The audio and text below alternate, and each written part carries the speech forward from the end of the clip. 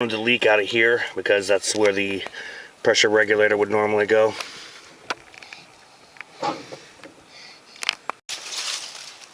It's really cool in here. Yeah, it is cool in here. It's not dripping, so I might have to put some kind of inline pump on it or something. Can I have one? Not yet, baby.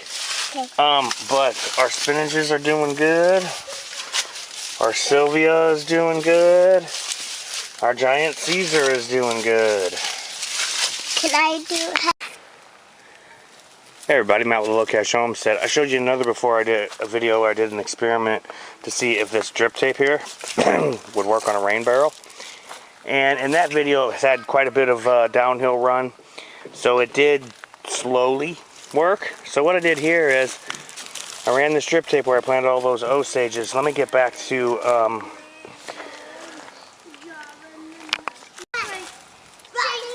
Hey everybody, this is Matt with the Low Cash Homestead.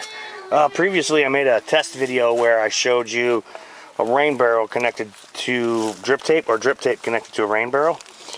This is a different rain barrel. I don't have that same one. I have that same one, it's just being used. So what I did was I stretched this strip tape all along our barbed wire nasty project here, where we're planting these Osages, or we planted all these Osages, and we started weaving them into the fence lines. And so we put this strip tape here. This barrel has two outputs right down there. There they are. And so we ran two lines. This is the high point of the fence line. So we're hoping to run irrigation down this part here and feed those Osages, and then off the other way and feed those Osages. This is Matt with the Low Cash Homestead. Thank you very much. Have a good day. Hey everybody, Matt with the Low Cash Homestead. We have our rain barrel over here. We have our drip lines connected, and now we drug out, I don't know, 1,000 feet of hose or so we can fill this thing. Keeping it filled is going to be an issue, I think, but you know, I can't drag 1,000 feet of hose out every day to irrigate, so filling the barrel is another option. We'll sort that out more in the future. This is Matt with the Low Cash Homestead. This is our rain barrel Osage orange reinforced barbed wire fence project. Thanks. Have a good day. But I don't know what.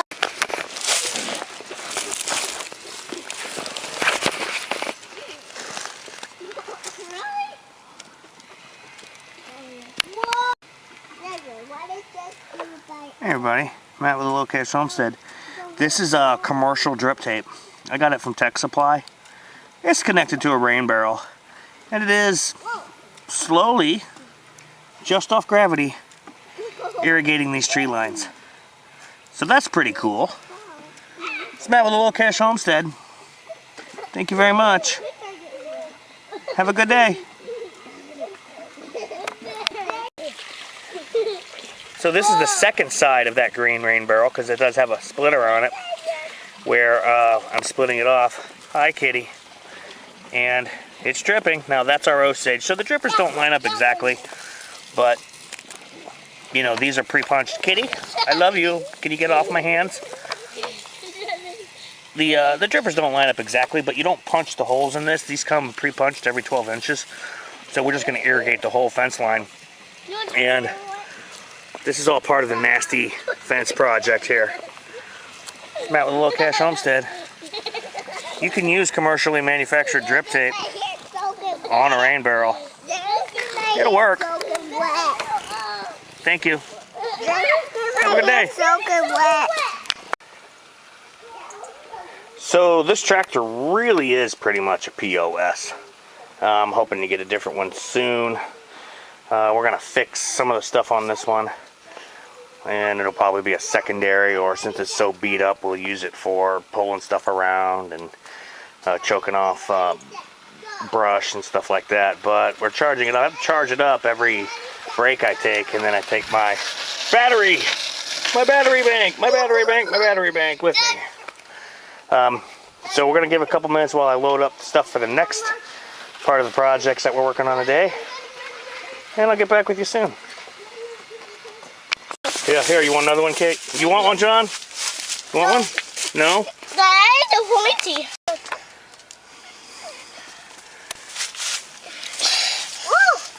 You gonna eat that, Kate? Yeah. The only thing I'm not gonna eat is the dirt. Yeah, don't eat the dirt, but...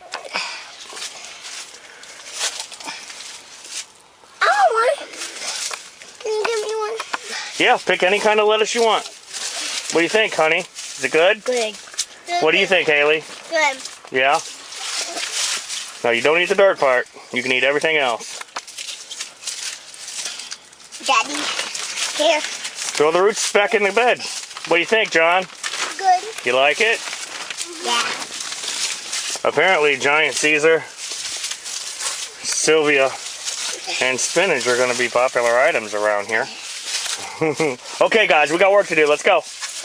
I just had to open the greenhouse up. It's getting very, very warm.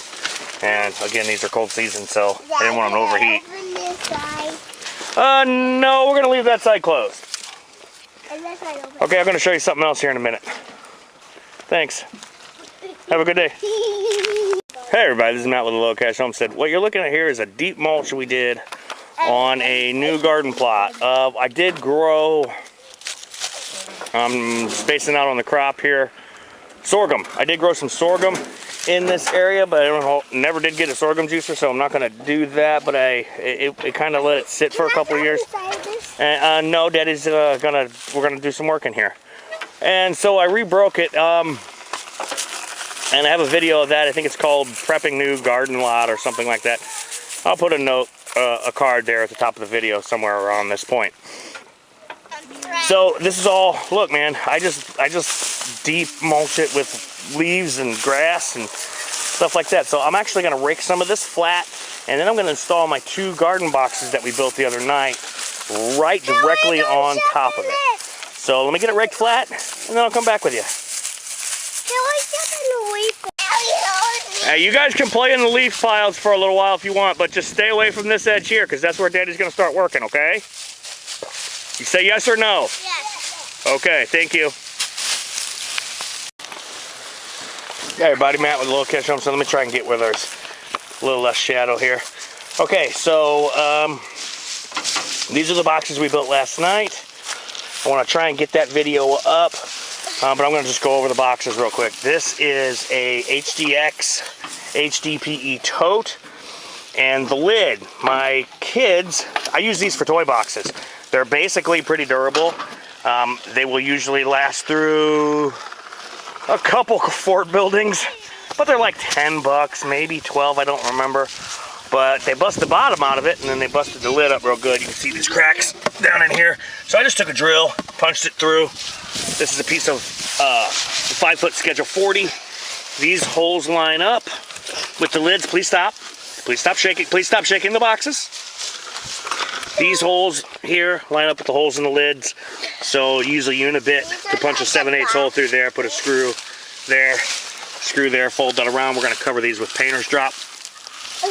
I'm going to probably start making the soil. I don't know when I'm going to start making the soil. I don't know if I'm going to do that today or not. I will probably put another piece of weed blocker in the bottom of this one. These are very deep. These are about 13 inches, and that one there, I think it's like 15 inches. Similar thing here. We knocked the bottom out of this. I lined this with aluminum for another purpose, which didn't work. But these are 5-foot hoops, and I just brute forced them in. I did try to mold them a little bit afterwards with a heat gun, which didn't really work that well. But these are going to be carrot boxes. We're going to do carrots in these. The reason I put the hoops on them is in my zone, I would be planting carrots late next month and into May. Market's open in May, and I want to get a jump on that. Talking about the carrots I'm growing are 75-80 days to grow, so almost 2.5 months to grow those, so I want to get started on them. I am missing a few things that I'll need for the carrot soil recipe that I want to use, but these are going to be the carrot boxes, and then we're probably going to build some more. And this area here I intend to turn into leafy greens. With hey there, Leaf Angel, how you doing? So I'm gonna intend. Hold on, baby. You gotta stop taking your shoe off. Put it back on. I will put your shoe back on, but for God's sakes, please just stop taking it off. Can I take those shoes off? They're not supposed to be taking their shoes off. I don't know why they keep doing that. So we're gonna cover these with painter's drop. Please stop. Please. Don't do that. I'm not gonna ask nicely again. Thank you. This is Matt with a Little Cash Homestead. Thank you very much. Enjoy your day. You probably got some junk laying around you can build some boxes out of. So another reason I chose this general area as a leafy greens is because if we step back, and let's see if I can do this without blinding myself here. First, let me put my... Hey, good job, big girl. I got a big girl on a stump over there. And we're gonna look at the tree line and look at the placement of the sun. Over the course of the summer, this will get afternoon shade. So in the hottest parts of the day, it's gonna be a bit shaded. And that should help out quite a bit with leafy vegetables over here. Obviously, in our climate, there's a limit to how much leafy vegetables are going to be able to grow in the summertime, but this location will give me, I think, the best chances. This is Matt with a Little Cash Homestead. Thank you very much.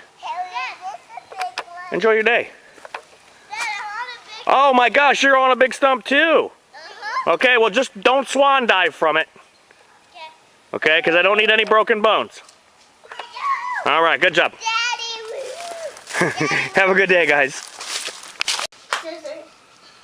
So I also broke my hoe, busted it at the rivets. I'm gonna see if I can't fix this real quick. I'll let you know how I fix it. Hey everybody, so we're trying to fix our hoe, and this is the plate. I just took an angle grinder, polished it up a little bit.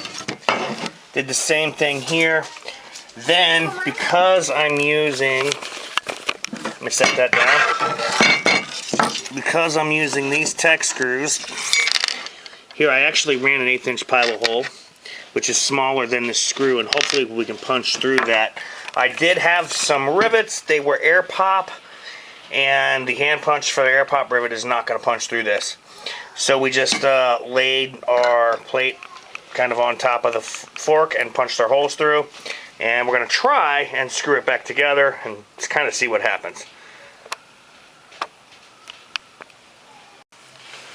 Alright, so we got this held down with a big ass clamp, and the pressure is what's actually keeping the arm up. The holes are reasonably lined up. I'm going to attempt to punch through this with the 20 volt DeWalt impact. We're going to see where we go. The screws we're using are PV system rack screws.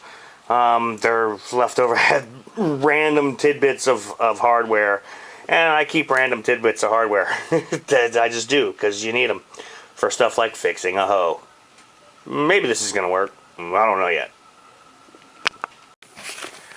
Hey everybody, Matt with a Little Cash Homestead. So, okay, after screwing it and all that other stuff didn't work because it kept snapping screws and everything like that, I just broke out the little flux wire welder and just welded it back on. I am not a very good welder, and anybody who looks at that joint will know that I am not a very good welder.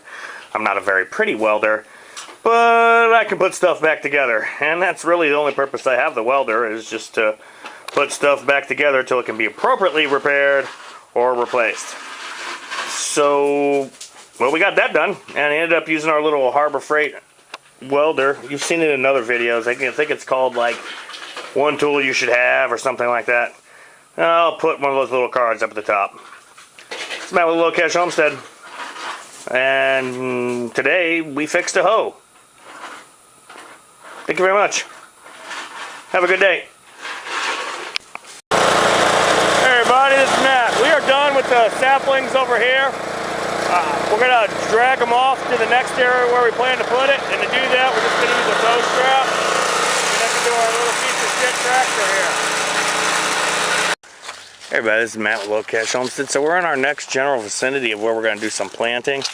There's fruit trees in this area. This is in the kind of in the front. Some of these trees were here. Some of them I put here. It's not the greatest ground, but we're gonna try and deal with that. And then so we drug our little kiddie pool over here that we had healed these in, and it ripped. it ripped. The whole bottom of it ripped off when we started to tow it. But we got it over here, and so we'll be doing some planting over here. What we have left is pecan, black walnut, and I forget what that is. I'll have to look. The black cherry trees are all potted up, or what wasn't potted up is in the ground. So this is pecan, black walnut,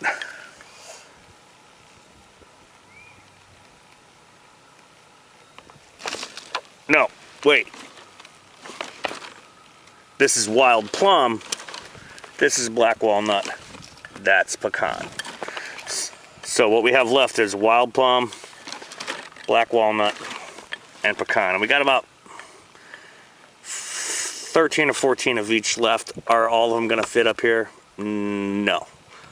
But we'll do that. We'll put a bunch of them in, and then whatever's left we will put in whatever pots I have left.